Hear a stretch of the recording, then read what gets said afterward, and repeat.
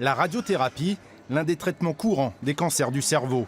L'essai clinique mené à l'Oncopole de Toulouse tente d'aider le système immunitaire des patients dans la prise en charge du glioblastome, une tumeur cérébrale à ce jour incurable.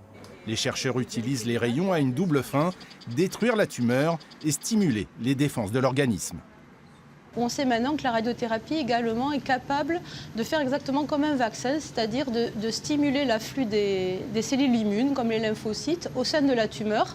Et ces lymphocytes, s'ils sont actifs, vont reconnaître la cellule tumorale pour la tuer. Problème, lors d'un traitement classique, la tumeur se défend en mutant.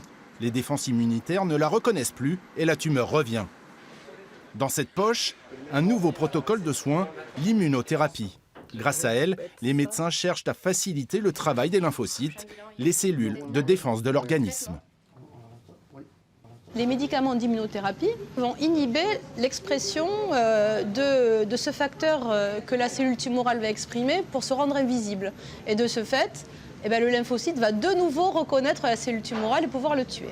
2700 nouveaux patients sont diagnostiqués chaque année d'un glioblastome. Seuls 30 malades ont intégré à ce jour l'essai clinique mené ici à l'Oncopole de Toulouse. Et il faudra encore attendre de nombreuses années de recherche avant d'aboutir à un traitement standardisé. Car l'immunothérapie en est à ses balbutiements dans le traitement du glioblastome. Cette stimulation des défenses de l'organisme donne pourtant de bons résultats pour certains cancers, comme celui du poumon. Mais d'autres y sont insensibles et la thérapie ne fonctionne pas chez tous les malades. Ces recherches visent à comprendre pourquoi. Ça a un but double. Un, c'est d'identifier des biomarqueurs qui nous permettront dans le futur de prédire si le patient va répondre ou pas et donc ne traiter que ceux qui vont répondre. Ça, c'est une première chose.